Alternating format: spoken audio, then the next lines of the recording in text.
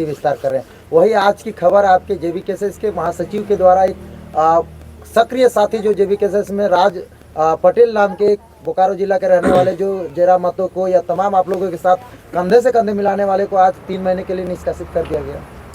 24 चुनाव की साल है। हाँ। और आपके साथी लोग भी कह रहे हैं कि हमारे विगत 23 था 22 था वो आंदोलन का साल था। क्या आपने ठान के रखा था कि सरकार आएगी 24 में, सरकार चुनाव लड़ना है तो आंदोलन करेंगे, राज्य में लोगों के साथ भावनाओं से जुड़ेंगे, उसके बाद 24 हमारी चुनाव की दौर आएगी? नहीं, हजारीबाग लोकसभा की आपकी तैयारी चल रही है, लेकिन आप एक पंचायत विस्तार में आ रहे हैं। देखिए ये इतने बड़े लोकसभा क्षेत्र के नेतृत्व करता एक पंचायत विस्तार में दौरा कर रहे हैं और सभा में आ रहे हैं। संजय जी, आप रामगढ़ पहुंचे पंचायत विस्तार में, लेट पहुंचे, अभी नेता नहीं बने, लेट पहुंच रहे, क्या कारण है? नहीं, दरअसल क्या था कि एक दूसरा भी कार्यक्रम था और उस कार्यक्रम से आने में विलम्ब हुआ। रास्ते में कुछ ट्रैफिक का जाम मिला। हम लोग शौकिया तौर पे विलम्ब नहीं होते हैं, ऐसी कुछ परिस्थितियां हो जाती हैं कि विलम्ब हो जाता है, लेकिन हम लोगों की ये कोशिश होती है कि ससमय कार्यक्रम में पहुंचे। हालांकि फिर भी उसके बावजूद भी लोग वहां पर टिके रहे। इसके लिए तमाम पूरबडी पंचायत के लोगों के प्रति मैं आभार प्रकट करता हूं कि काफ़ी देर तक उन्होंने इंतजार किया और उसके बावजूद भी लास्ट में जब सभा समाप्त हुई, समाप्ति तक लोग बने रहे। ये बहुत अच्छी बात है। एक बैनर सोशल मीडिया में आ रहा है कि आप एक बड़ी कार्यक्रम पूरे हजारीबाग लोकसभा क्षेत्र में कर रहे हैं। इस कार्यक्रम करने का मेन उद्देश्य क्या है और कहां से लोग आएंगे और कौन कौन मुख्य वक्ता के रूप में रहेंगे, आप थोड़ा जनता को बता दें। देखिए, 24 तारीख को एक महाजुटान है और ये महाजुटान होगा हजारीबाग के हवाई अड्डा मैदान में 24 जनवरी की तारीख को। और उस दिन ये हम लोग ऐलान करने वाले हैं और ये एक तरीके से संदेश देने वाले हैं कि 2024 जो नया साल है उसमें परिवर्तन का एक संदेश जो हम लोग लगातार दे रहे हैं। लेकिन इससे पहले हम लोग लगातार आंदोलन में थे, चूँकि 2024 का साल चुनाव का साल है और बलियापुर के अधिवेशन में हम लोगों ने ये कहा कि हम लोग चुनावी राजनीति में कदम रखने वाले हैं। तो एक तरीके से वो एक शंखनाद होगा चुनावी मैदान में उतरने से ठीक पहले, और उस शंखनाद के माध्यम से हम लोग यही संदेश देंगे कि झारखंड की माटी में, जो हम लोग लगातार ये कह रहे हैं कि झारखंडी माटी का हमें एमपी चाहिए, झारखंडी माटी का हमें विधायक चाहिए, वही संदेश वहाँ से दिया जाएगा। बाकी और बहुत सारी ऐसी बातें हैं जिसे मीडिया के समक्ष नहीं कहा जा सकता, जो सभा में ही खुलासा होगा। संजय जी, अंतिम वर्ष के अंतिम दिनों में हम लोग जा रहे हैं। विगत ये जो साल रहा उसमें आंदोलन से क्या पाए इस आंदोलन में? आंदोलन से हम लोगों ने जो कुछ अगर खोया है तो एक संसाधनों का बहुत बड़ा, आप कह सकते हैं कि बहुत संसाधन हम लोगों का लगा। गांव घर के जिन लोगों ने भी अपना संसाधन लगाया। अगर स्थितियां अनुकूल होती, अगर झारखंड में सभी को नौकरी मिल गया होता, अगर यहाँ पर स्थानीय नीति होती, अगर यहाँ पर नियोजन नीति होती, यहाँ पर नौकरी की जो परीक्षाएं हैं, जो प्रतियोगी परीक्षाएं, वो पारदर्शी तरीके से होता, तो इतना संसाधन झारखंडियों का एक तरीके से इन्वेस्ट यहाँ नहीं होता। लेकिन अगर अच्छा कहेंगे तो अच्छा ये है कि गांव घर से एक लीडरशिप का स्किल निकल रहा है। गांव घर से, मोहल्ले से लोग नेतृत्व करने के लिए सामने आ रहे हैं और झारखंड की राजनीति में 2 दशक के बाद पहली बार ऐसा कुछ हुआ है कि जो एकदम बिल्कुल साधारण लोग हैं, जो खेत में कुदाल चला रहे हैं, वो मंच पर आकर के स्पीच दे रहे हैं। जो खेत में आप कह सकते हैं कि वहाँ पर किसानी कर रहे हैं, वो सीधे मंच पर आकर के कह रहे हैं कि हाँ, हम नेतृत्व करेंगे। तो ये एक बहुत बड़ी सुखद बात है कि झारखंड की राजनीति में बिल्कुल अंतिम पायदान में जो लोग बैठे हुए हैं, ग्रासरूट लेवल के लोग जो हैं, वो सीधे पहली पंक्ति में आकर के एक चुनौती पेश कर रहे हैं सक्रिय राजनीति में, मुख्य धारा की राजनीति में। ये बहुत बेहतर हुआ। आप जो कहे हैं कि 2024 चुनाव की साल है। हाँ। और आपके साथी लोग भी कह रहे हैं कि हमारे विगत 23 था 22 था वो आंदोलन का साल था। क्या आपने ठान के रखा था कि सरकार आएगी 24 में, सरकार चुनाव लड़ना है तो आंदोलन करेंगे, राज्य में लोगों के साथ भावनाओं से जुड़ेंगे, उसके बाद 24 हमारी चुनाव की दौर आएगी? नहीं, ये सब कुछ सिचुएशनल हुआ, परिस्थितियों के द्वारा ये उत्पन्न हुआ। हम लोग शौकिया तौर पर नहीं आना चाहते। अभी भी ये बात कहना चाहते हैं ऑन रिकॉर्ड, बिल्कुल कैमरे पे, कि जितनी मांगे हैं अगर अभी सरकार मान लेती है, अभी भी मान लेती है, तो हम लोग पढ़ाई के लिए चले जाएंगे। हम लोग बार बार ये कहते हैं, लेकिन हम लोग ये जानते हैं कि जब 2 साल में हम लोगों ने अपना सर फुड़वा लिया, उसके बावजूद भी सरकार नहीं मान रही है, तो लोकतंत्र में जो है आप बहुत ज़्यादा दिन तक उग्र होकर के बहुत चीज़ नहीं कर सकते हैं। अंततः आपको सिस्टम में आने के लिए एक संघर्ष करना पड़ता है। इसलिए उसी सिस्टम में जाने की एक प्रक्रिया, जो लोकतांत्रिक प्रक्रिया है, उसका हिस्सा बनने का हम लोगों ने ऐलान किया। और देखिए, लोकतंत्र है, यहाँ पर आपको लोकतांत्रिक प्रक्रिया के तहत ही चीज़ों को टैकल करना होगा। तो एक तरीके से कह सकते हैं कि हम लोग स्थितियों को अपने अनुकूल बनाने के लिए लोकतांत्रिक प्रक्रिया में जाने का ऐलान किए हैं। हजारीबाग लोकसभा की आपकी तैयारी चल रही है, लेकिन आप एक पंचायत विस्तार में आ रहे हैं। देखिए, ये इतने बड़े लोकसभा क्षेत्र के नेतृत्व करता एक पंचायत विस्तार में दौरा कर रहे हैं और सभा में आ रहे हैं। नहीं, इसी ट्रेंड को हम लोग बदलना चाहते हैं। अभी क्या होता है कि पैराशूट से सीधे कैंडिडेट्स की लैंडिंग होती है, सीधे दूसरे जगहों से जाकर के कैंडिडेट को लैंड करा दिया जाता है, ये आपका कैंडिडेट है, आप इसको वोट करिए। जनता भी उसको नहीं पहचानती है। मैं दावे के साथ कहता हूं कि झारखंड के कई सांसदों को आप गांव में जाकर के छोड़ दीजिए तो गांव के लोग पहचान भी नहीं पाएंगे कि ये सांसद हमारे इलाके के हैं। इवन कि इस इलाके के जो सांसद हैं जयंत सिन्हा, अगर उनको कहीं पूरबडी पंचायत में हम जाकर के छोड़ दें तो ग्रामीण पहचान नहीं पाएंगे।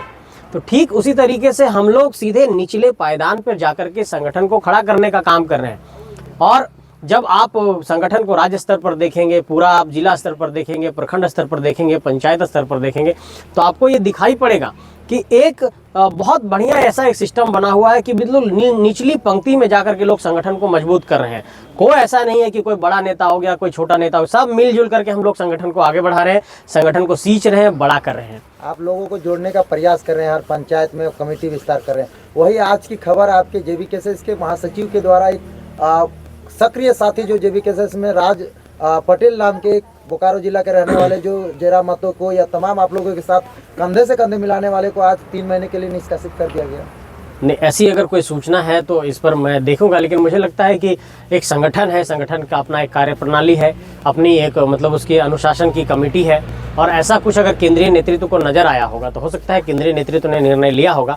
लेकिन मुझे लगता है कि झारखंड में इस वक्त जो झारखंड के अंदर ये संगठन बड़ा हुआ है JBKSS, इसमें कई लोग हमारे साथी आ रहे हैं और ये सभी साथियों से हम भरोसा रखते हैं, सभी को ये कहना चाहते हैं कि एक बहुत ही कह सकते हैं कि मैनर और एटिकेट्स का हम लोगों का पालन करना होगा, एक अनुशासन का पालन करना होगा। किसी भी संगठन के भीतर अनुशासन बेहद ज़रूरी है, लेकिन अगर ऐसी कोई गतिविधि हुई है, ऐसा कोई अगर निर्णय लिया गया है तो ये केंद्रीय नेतृत्व का निर्णय है और उसे मुझे लगता है कि संगठन के लोगों को मानना चाहिए। लेकिन फिर भी अगर ऐसी कोई बात है तो मुझे लगता है कि इन सारे बिंदुओं पर एक समाधान का अगर कुछ रास्ता निकलता है तो निकाला भी जाना चाहिए। अच्छा, 24 में अगर JBKSS की सरकार आती है तो प्लेयर को कैसे रोकेगी? देखा जाए तो झारखंड में बहुत सारे लोग मजदूर जो है दूसरे राज्य जाते हैं, काम करते हैं, विदेशों में जाके काम करते हैं और फंस जाते हैं, वापस आने के लिए गुहार लगाना पड़ता है। देखिए, पलायन रोकने का झारखंड के भीतर एकमात्र रास्ता यही है कि जितनी परियोजनाएं हैं यहाँ पर, चाहे कोयला खनन की परियोजना हो, चाहे जितने प्लांट लगे हैं, चाहे इनलैंड पावर लिमिटेड हो, चाहे बांजेडी हो, चाहे अडानी हो, जितने प्लांट हैं और कोयला खनन की परियोजनाएं हैं, और सरकार ने बाकायदा विधेयक लाया कि 75% नौकरी निजी क्षेत्र में स्थानीय लोगों को देंगे। तो अगर सरकार इस विधेयक को, इस कानून को एकदम ज़मीन पर उतार दे और इसका पालन करा दे तो मुझे नहीं लगता कि 10 और 15 हज़ार रुपया कमाने के लिए लोगों को सऊदी अरब जाना पड़ेगा, रियाद जाना पड़ेगा, ओमान जाना पड़ेगा, कतर जाना पड़ेगा, मुंबई जाना पड़ेगा, दिल्ली जाना पड़ेगा। ये 10-15 हज़ार रुपया लोग यहाँ भी कमा सकते हैं। दूसरा एक रास्ता है स्वरोजगार का, और स्वरोजगार तब बनेगा जब आप किसी को स्किल्ड करेंगे।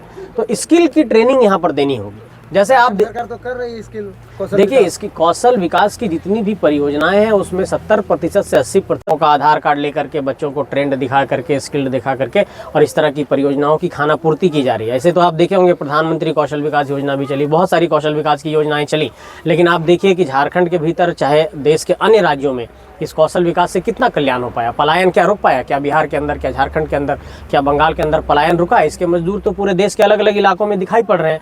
तो अगर 10 साल से सेंट्रल गवर्नमेंट की सरकार है, अगर यहाँ पर 4 सालों से चल रही है, 29 तारीख को सरकार का 4 साल का कार्यकाल पूरा हुआ, तो ऐसे में अगर स्किल ट्रेनिंग दी जा रही है तो एकदम ज़मीनी तौर पर उसको दिया जाना चाहिए ताकि उसका परिणाम निकले। तो ये जो पलायन रोकने का रास्ता है वो यही है कि हम लोगों को 75% नौकरी जो कह रहे हैं वो निजी क्षेत्र की कंपनियों में यहाँ के लोगों को दिया जाए। दूसरा कि एक स्किल दिया जाए, स्किल ट्रेनिंग दिया जाए। और तीसरा, जो झारखंड में पढ़े लिखे बेरोजगार नौजवान हैं, जो वो भी जाकर के आप कहीं देख रहे हो कि ग्रेजुएट है लेकिन टोटो चला रहे हैं। हजारीबाग में कई टोटो चालकों से हम लोगों ने पूछा, वो ग्रेजुएशन किए हुए हैं। तो ये हालत इसलिए है क्योंकि प्रतियोगी परीक्षाएं समय पर नहीं हो रही है। परीक्षाएं हो भी रही है तो आप देख रहे हो कि पेपर लीक हो जा रहा है, बहुत तरह की सेटिंग गेटिंग का मामला है। अभी देखिए सिविल कोर्ट में चपरासी की नियुक्ति आई तो मंत्री के बेटे चपरासी बन गए। तो इस तरह की परिस्थितियों से यहाँ पर कहीं ना कहीं सुधार करना होगा, तब ये सारी चीज़ें रुक पाएंगी। संजय जी, लगातार शोषण पर JBKSS से आपकी टीम काम कर रही है, पर आप देखेंगे झारखंड में तो सहारा इंडिया परिवार जो कंपनी थी वो लाखों झारखंडियों का पैसा लूट कर अभी पैसा रखी हुई है। तो क्या उन लोगों के लिए कब आंदोलन करेंगे आप?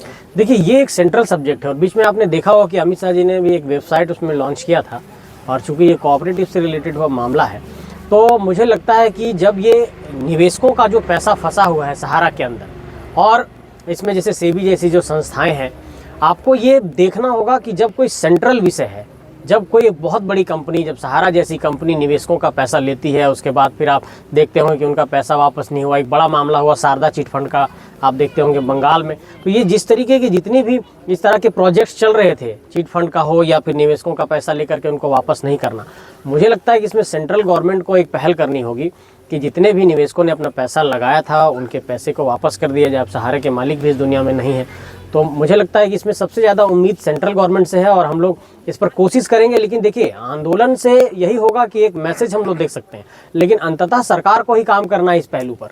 तो अगर हम लोगों तक ये समस्या लगातार हम लोगों तक पहुंच रही है, हम लोग ये कोशिश कर रहे हैं कि सरकार को हम लोग लिखित में जानकारी दें, लेकिन देश में कई लोगों ने इस मामले में लिखित जानकारी दी है, लेकिन उसके बावजूद भी अब तक कोई ठोस पहल नहीं आया है।